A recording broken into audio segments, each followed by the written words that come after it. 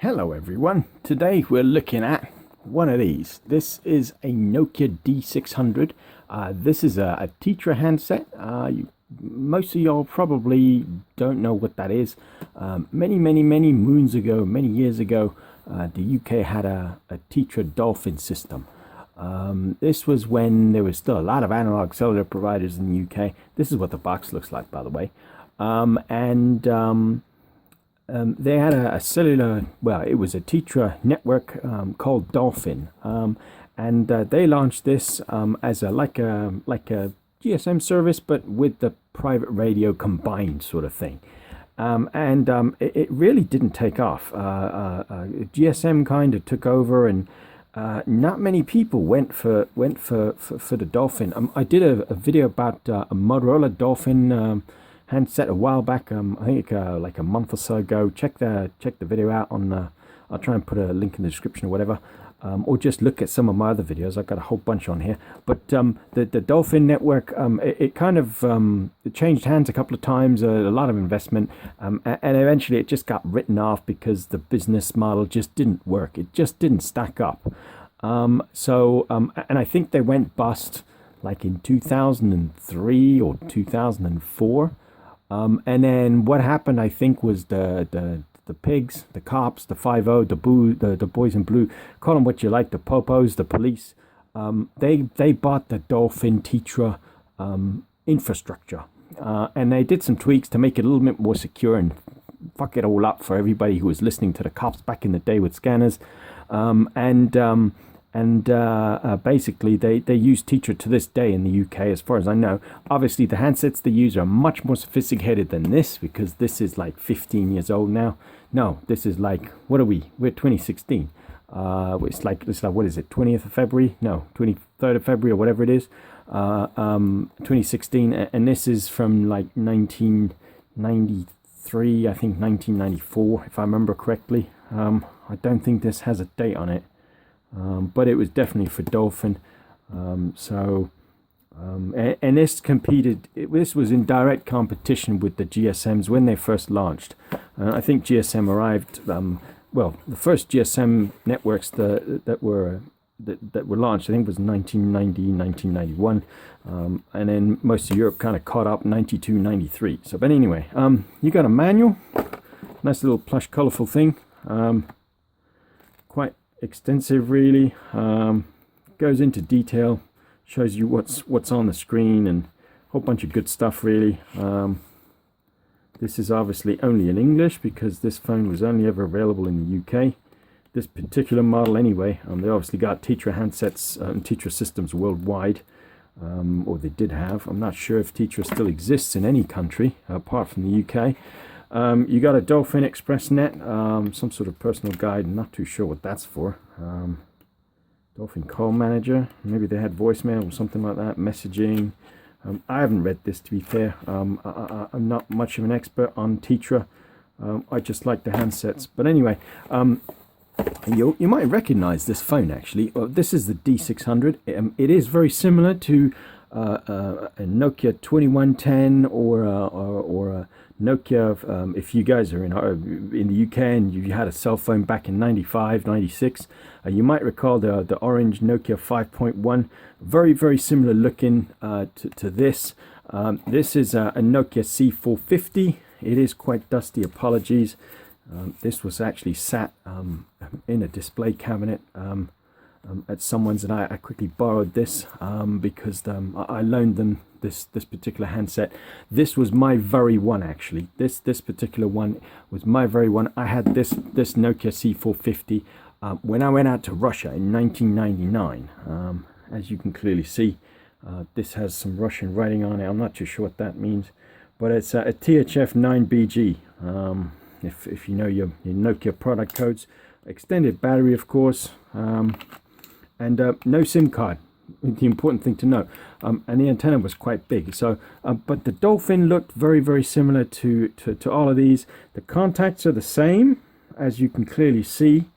And I had the 2110i. I had this, and I had the 2140, which was for the UK for Orange. and a whole bunch of other phones similar to this, all different variants from the world. I think I got like a 2190 when I went out to America, because that was GSM 1900 or PCS. Anyway, got the desktop cradle as well, which is what this looks like. So you got an extra thing, and I'm not even sure actually if the Dolphin phone fits that. I think it does. We'll have to check with the battery. But anyway, the battery is significantly chunkier than the slim batteries that you'd get on the 2110. This is quite sizable. This is the back of the Dolphin handset. You've got a little belt clip holster thing there, and I don't have the well, I did have the counterpart for this. I just don't know where it is. I had a few of these actually for the 2110 for this phone, and these are just this particular one you just screw in. SIM card goes in here. I distinctly brought the screwdriver up because it's a right pain in the ass to get into with your fingers. SIM card goes in there, obviously. Shut that, and there you go. You're good to go, basically. Battery slots on like so. And in fact, let me just try something. I want to know if the standard Nokia, if I can get this sucker off, standard Nokia battery fits onto here. No, it doesn't, because the thing's slightly curved up there, so that's a shame. Oh well, if this battery don't work, then I'm not too sure we'll be able to power on the phone. So like I said, I really don't know anything about Tetra. Let me put this sucker back in and leave him here. So I'm hoping this actually powers on. Okay, maybe not then. Oh, actually we got a bit of juice there. Is it going to power on? Come on, baby. Don't let me down.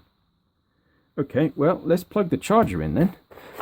Conveniently, Nokia back in the day didn't have many phones when they first started off. The 2110, the Nokia 9000, the 2140, the 5.1, they all use, and a few other phones, they all use the same charger, which was the AC4X.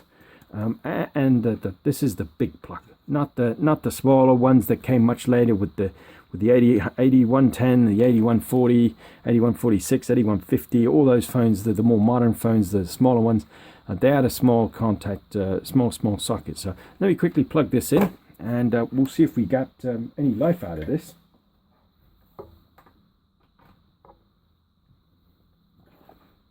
Right, it is doing something. Here we go. Oh, it is charging, which is always a good sign. Don't know if you can see that. Let me see if I can power this on. We have liftoff. Okay, group. I'm not too sure how to use this, so I'm guessing that means there's no service. The envelope probably means there's a message. Quickly go through the menu then. Send text, read message. Let's do that. Text. New, oh look, new individual message, 2nd of August. Phone ready 4 p.m. Doesn't tell me much. Sender 458. Old message 27th of July. Annoyingly, this doesn't tell you the year. Just says 27th of July. Test message, old message.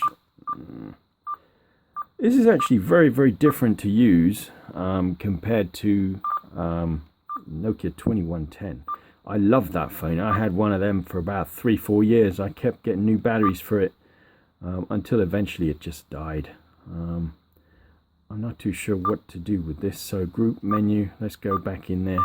Read message, phone book, that's always a good one. See if there's anything in here. Phone, cold comms, customer care. How do you get the number? 150.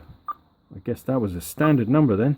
Call manager, cold comms, some company's number. Maybe that's the people who had this phone before me then. Okay, well, go back to the menu then. Let's have a look what else there is. Settings is always a good one. Loudspeaker, on or off. Okay, 2 options. Let's go with on. Volume.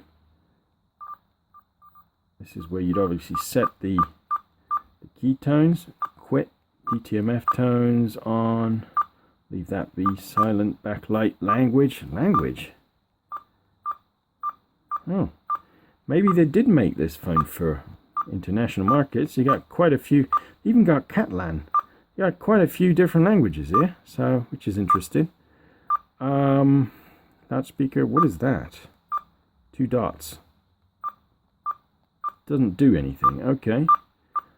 Oh, actually, maybe that's menu up or not. Okay.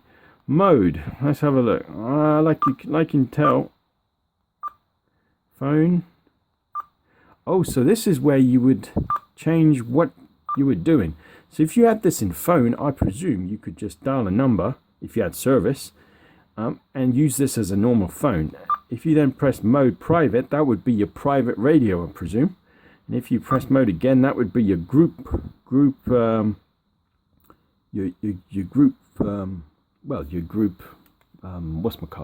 radio. And this ain't zooming in, is it? I've just realized that. Oh, there we go. So that's better. Y'all can see what I'm doing. Wasn't looking at the camera, but anyway, so there isn't anything else I can show you. The menu on this is pretty straightforward. Not much else I can show you really. I don't know how to settings, loudspeaker. It doesn't give you the option even to change the ringtone or anything like that, so not too sure. You had a button there to transmit. I'm not too sure what the red button's for. Group, priority, calling. Oh, maybe that red button was a hotkey of some sort. I guess it's not. Notice it's not got service. See what that does. And a power button, and obviously the stub antenna. Different to the C450 there, which had a nice little pull-out antenna, and the 2110, which had quite a long antenna as well, the GSM one model. Neat little phone this. I probably wouldn't get service if I could on this, because these are quite chunky by today's standards. Even though I used to love my 2110 and my 2140 Nokias, there's much better things. Priority call cleared. Okay, I guess not. So yeah, not sure if many of you probably see one of these working. I guess the Tetra is long gone. It's quite an old defunct business model and network, so no chance of getting service on this, I guess. If anybody does have a Dolphin SIM card, throw it my way, because that would be really useful to make a video about. But like I said, there ain't much I can tell you about this. Loudspeaker at the back, earpiece at the front, a microphone at the bottom. Neat little phone, quite chunky. I'm sure you could probably use this as a hammer, or certainly if you're out in a bar and somebody annoyed you, you could probably use this to annoy them back. I'm not saying you should, but this is one of these phones that feels real solid, real tight. In fact, I would go as far as to say this is probably about as tough as a Dynatac. Certainly Dynatacs take quite a bit of thrashing to crack the outside case, and this is probably similar. These are pretty indestructible. But anyway, I'll stop talking because I'm sure you guys are bored. Check out some of the other videos if you haven't done so already. And if you like the phone or the videos, give me the thumbs up. Always nice. You got any questions or comments? I'll try my best to answer as best as I can. And check out some of the other videos. By comparison, I forgot to mention actually. By comparison, I did pull out. I don't know if you checked out the last week's video. I found a whole bunch of Nokia phones. Check that video out. I found a whole bunch of box phones. You guys are going to be pulling your hair out when you see these. Even I was like, damn, I don't even remember I had these. But I found a whole bunch of communicators. This is one of them. This is Nokia 9000. I showed you guys this last year in the what brick phone GSM would you have. I think this is one of my longer videos actually, that one. So this is chunkier than the D600, the Dolphin. By comparison to size, it is roughly the same thickness, but it's a little shorter, basically. I had one of these. I think this is my personal one as well. I got a couple of these actually. One for GSM 900, one for GSM 1800. I think I got another GSM 900 somewhere which I bought secondhand. But this is my very one because it's got the leather case, and I remember carrying this around in the leather case. So neat little phone. I will try and do a video about this. The problem with this is I've lost the clip. The charger for the D600 is the same as for this phone, the Nokia 9000, but you need a little clip which clips into here and here, and then this little plug slots into the side. And the problem with the 9000s is getting the clips. You can still get them, but they're like 30 bucks, 50 bucks for just the clip, not the charger. So there's not many people selling them. So and they're not original either. So I do have a clip somewhere because I found a box for a Nokia 9000, a box for one of these. So I'm hoping it's still in there. I got a few of these, so I do definitely have a clip somewhere because I used to charge my own phone. So, and I wouldn't have thrown it because that's the sort of thing I never do. I don't throw anything like that away. But anyway, like I said, thanks for watching, and please check out some of the other videos, and I'll see you next time.